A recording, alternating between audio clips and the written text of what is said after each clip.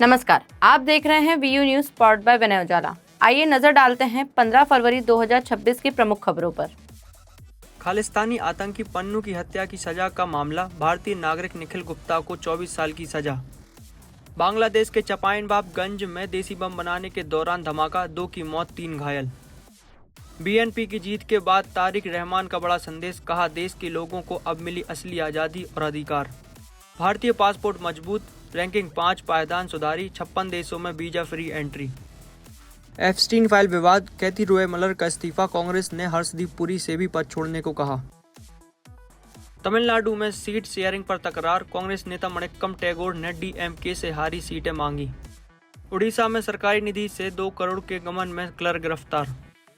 दिल्ली नगर निगम budget पलटा, फायदे से घाटे में पहुंचा एमसीडी का बजट, लोकल भवन घोषणाएं बनी वजह। गाजीपुर सड़क हादसे में स्कॉर्पियो की टक्कर से 76 वर्षीय बुजुर्ग की मौत, आरोपी गिरफ्तार। उत्तर प्रदेश के नोएडा में वैलेंटाइन डे पर प्रेमी ने की प्रेमिका की हत्या, फिर खुद को भी गोली मार ली। एसी के साथ अब जनरल कोच की भी हर घंटे होगी सफाई, एआई से होगी निगरानी, गंदगी मिलने पर वेंडर पर होगी एक्शन। शशि थरूर बोले पाकिस्तान तारीफ वाला वीडियो फर्जी, कांग्रेस सांसद ने लोगों से ना फैलाने की अपील की। मध्य प्रदेश में प्रशासनिक फेरबदल, डॉक्टर मोहन यादव ने 11 आईएएस बदले। केरल निकाय प्रतिनिधि दल का भोपाल दौरा, भारतीय जनता पार्टी दफ्तर में स्वागत, नरेंद्र मोदी नेतृत्व में विकास का दावा। भोपाल के एमपी नगर स्थित एक होटल की टंकी में कर्मचारी का शव मिला, जांच जारी। वंदे मातरम पर सियासी संग्राम, अनिवार्यता के फैलने से भोपाल में छिड़ी नई बहस। बक्से में मिली महिला की लाश का खुलासा, प्रेम प्रसंग बना हत्या की साजिश, आरोपी प्रेमी गिरफ्तार।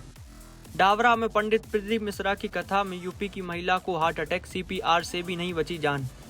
महाशिवरात्रि के लिए विदेशी फूलों से सज रहा महाकाल मंदिर, सिंगापुर, हांगकांग समेत 4 देशों से आए फूल। बच्चा चोरी की अफवाहों पर पुलिस सख्त, इंदौर में संगठित गिरोह की पुष्टि नहीं, फैलाने वालों पर कार्रवाई चेतावनी।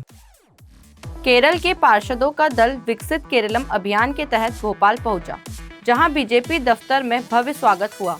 प्रतिनिधियों ने नगरीय विकास मॉडल देखा और दावा किया कि आने वाले चुनाव में पीएम नेतृत्व में केरल में सरकार बनेगी। केरल से आया पार्षदों का दल और भोपाल बीजेपी दफ्तर में जोरदार स्वागत। भाजपा फॉर विकसित केरलम अभियान के तहत केरल के नगरीय निकायों के जनप्रतिनिधि भोपाल पहुंचे। ढोल नगाड़ों की थाप पर कार्यकर्ताओं ने उनका स्वागत किया। दावा किया गया है कि केरल निकाय चुनाव में बीजेपी को पहली बार बड़ी सफलता मिली है। केरल महिला मोर्चा की महासचिव बीना ने कहा, केरल को हम विकसित बनाने की दिशा में काम करेंगे। उन्होंने कहा, हमने पीएम नरेंद्र मोदी से मुलाकात की, हमारा एक ही लक्ष्य है, पीएम नरेंद्र मोदी के नेतृत्व में केरल को विकसित बनाना। आने वाले विधानसभा चुनाव में भी बीजेपी की वहां सरकार बनेगी। दल नगरीय विकास के नवाचार देखने के लिए एमपी समेत अन्य राज्यों का दौरा कर रहा है। क्या यह दौरा केरल की राजनीति में नया समीकरण बनाएगा? केरल में कैसे बीजेपी कार्यकर्ता वर्क करते हैं, ये आप सब अखबारों में और सोशल मीडिया में आप बात से कर रही होगी। हमारा यहाँ कार्यकर्ता का हत्या हो रही है, कल क्या है हमें जाने नहीं, मगर हमारे कार्यकर्ताओं से बहुत मेहनत करते हम 2000 लोगों को जीत करके बीजेपी मेंबर बनाया। इसमें से 120 को प्रधानमंत्री जी ने दिल्ली पे बुलाया और नितिन जी, राष्ट्रपति जी, ये सबको मिलकर समय प्रधानमंत्री जी ने हमको कहा, हमारा बहुत क्लीन सिटी इंडिया में दूसरी स्थान है भोपाल सिटी। वो भोपाल सिटी में कुछ लोग जान के वहाँ कैसे वेस्ट मैनेजमेंट करते हैं, ये पढ़ के हमारा केरल में तिरुवनंतपुरम सिटी और हमारे साथ त्रिशूर, कोझिकोड, कोट्टयम जैसे डिस्ट्रिक्ट में साथियाँ आ रही है, वो सब स्टेट में कैसे ये फल प्राप्ति होना, ये जान के स्टडी करके तुम जाना है। इसलिए हम लोग यहाँ आया। यहाँ आने के बाद का क्या बताओ, यहाँ का सीएम जी और मेयर सब हमें वार्म वेलकम कर दिया। बहुत ग्रेटफुल है हम सब इसके लिए। और यहाँ का कार्यकर्ता भी हमें दीदी और बहन और भैया करके हमें उसका पास हमें गले मिलाया है। इस सब के लिए हम बहुत ग्रेटफुल है। यहाँ से हम क्या इस हम नहीं है, हमारा जैसा 10 टीम है, 120 को 10 करके 10 स्टेट्स में भेज दिया है। वहाँ क्या क्या अच्छा है ये सब पढ़ के हमारा स्टेट, हमारा डिस्ट्रिक्ट में इम्प्लीमेंट करने के लिए मोदी जी ने कहा। हम सब उसका ये कहना मानते, यहाँ क्या है, क्या अच्छा है, ये हमारा साथ लेके गए हमारा डिस्ट्रिक्ट में ये इम्प्लीमेंट करूँगा, इसलिए हम यहाँ आया है। भोपाल में वंदे मातरम गाने के निर्देश पर सियासत तेज। सरकारी कार्यक्रमों में राष्ट्रगान से पहले 6 छंद अनिवार्य करने पर विधायक आरिफ मसूद ने आपत्ति जताई, जबकि मंत्री उदय प्रताप सिंह ने सभी संस्थाओं में लागू करने की बात कही। भोपाल में वंदे मातरम को लेकर सियासी बहस तेज हो गई है। गृह मंत्रालय के निर्देश के बाद सभी सरकारी कार्यक्रमों में राष्ट्रगान से पहले वंदे मातरम के पूरे 6 छंद गाने और खड़े होना अनिवार्य किया गया है। कांग्रेस विधायक आरिफ मसूद ने कुछ शब्दों पर मुस्लिम समाज की आपत्ति की बात कही है, जबकि स्कूल शिक्षा मंत्री उदय प्रताप सिंह ने हर संस्था और मदरसे में इसे क्रियान्वयन की बात कही है। क्या यह फैसला एकता बढ़ाएगा या नई बहस को जन्म देगा? कि सरकार ने कोई निर्णय दिया है, एक बार उसको देख लें, क्योंकि रिस्पेक्ट की बात है। जहां तक खड़े होने की, तो रिस्पेक्ट तो वंदे मातरम जी सबने करी है, कभी ये कहा ही नहीं डी रिस्पेक्ट की बात। ना डी रिस्पेक्ट की बात हो, सब जब चलता है तो सब खड़े ही होते, पहले भी आदर करते थे। कुछ शब्दों से मुस्लिम समाज को दिक्कत है, कुछ शब्द ऐसे आते हैं जिसमें ऐसा लगता है कि मजहबी हो है, लेकिन अगर ऐसा दिया है तो एक बार उसको पहले देख लें, उसके बाद कमेंट। बुरहानपुर में आपने एक बयान दिया और ये कहा कि मुसलमानों को समर्थन नहीं करोगे तो बाद में कोई आपके साथ साथ भी देगा। उन्होंने कहा गलत क्या है उसमें? कांग्रेस के जो लीडर हैं, अगर आज भी डबल सोच रहे हैं, आगे पीछे हो रहा है, बीजेपी की मदद कर रहे हैं और वहां का कार्यकर्ता वहां की जनता के मुद्दों को लेकर लड़ नहीं रहे, और उसके बाद उम्मीद करते हैं कि बाद में फिर उनको कोई पूछा जाएगा, तो उनको नहीं पूछा जाएगा, उनको घर ही बैठना पड़ेगा। क्योंकि ये राहुल गांधी जी की कांग्रेस है, लड़ने वाली कांग्रेस है। राहुल गांधी डर रहे हैं क्या? ताकत से लड़ रहे हैं कि नहीं लड़ रहे? तो अगर हम लोग नहीं लड़ेंगे तो हम बेईमान कहलाएंगे।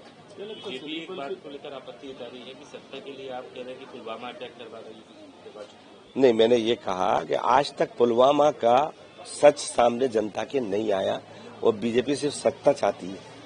पुलवामा में इतना आरडीएक्स कैसे पहुंचा, हर बरसी पर ये मेरा सवाल होता है, लेकिन आज तक सरकार ने कभी जवाब नहीं। क्या लगता है आपको, अभी भी स्लीपर सेल अभी भी है ना? बिल्कुल स्लीपर सेल है ना। स्लीपर सेल नहीं होता तो ये इस तरह के हालात कैसे बने? ग्वालियर हाईकोर्ट में अंबेडकर प्रतिमा को लेकर विवाद तेज हो गया है। आजाद समाज पार्टी और भीम आर्मी 15 मार्च को 1 लाख कार्यकर्ताओं संग पहुंचने का दावा कर रही है। 50 सभाएं व बड़ी रैली की तैयारी, आंदोलन से समाधान या टकराव पर होगी बहस। ग्वालियर हाईकोर्ट में अंबेडकर प्रतिमा को लेकर विवाद तेज हो गया है। अब इसे लेकर संकल्प यात्रा का दूसरा चरण शुरू होने जा रहा है। आजाद समाज पार्टी और भीम आर्मी 15 मार्च को ग्वालियर पहुंचने का दावा कर रही है। कहा गया है कि 1 लाख कार्यकर्ताओं के साथ प्रतिमा स्थापित की जाएगी। राष्ट्रीय कोर कमेटी सदस्य दामोदर यादव ने कहा, बाबा साहेब की स्टैच्यू की स्थापना उनके लिए मूर्ति भर नहीं, बल्कि स्वतंत्र भारत में अपने हक अधिकार प्राप्त करने की प्रमाण होगी। संकल्प यात्रा में 50 बड़ी और 100 नुक्कड़ सभाओं की भी घोषणा की गई है। बताया गया है कि ग्वालियर में बड़ी रैली की भी तैयारी है। सवाल यह है, क्या यह आंदोलन समाधान लाएगा या टकराव बढ़ाएगा? आप क्या सोचते हैं? सम्मानीय पत्रकार साथियों, आप सभी को जानकारी है, ग्वालियर हाईकोर्ट परिसर के अंदर भारतीय संविधान के निर्माता बाबा साहब अम्बेडकर की स्टेच्यू लगाने का जो विषय है, उसको सत्ता के संरक्षण में कुछ मनुवादी विवादित करके वर्ग संघर्ष की स्थिति को पैदा करना चाहते हैं। हम सभी संविधानवादी साथियों ने, आजाद समाज पार्टी, भीम आर्मी के एक कार्यकर्ता ने ये निर्णय लिया है कि हम संकल्प यात्रा के माध्यम से पूरे प्रदेश में जाएंगे और 15 मार्च को ग्वालियर पहुंचेंगे लाखों की संख्या में, और ग्वालियर पहुंच के बाबा साहब की स्टेच्यू लगाने का काम करेंगे।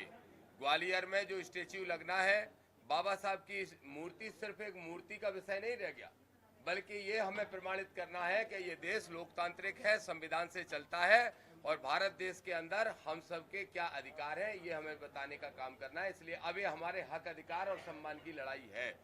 हम ग्वालियर पहुंचेंगे, 15 मार्च को बाबा साहब की स्टेच्यू लगाने का काम करेंगे।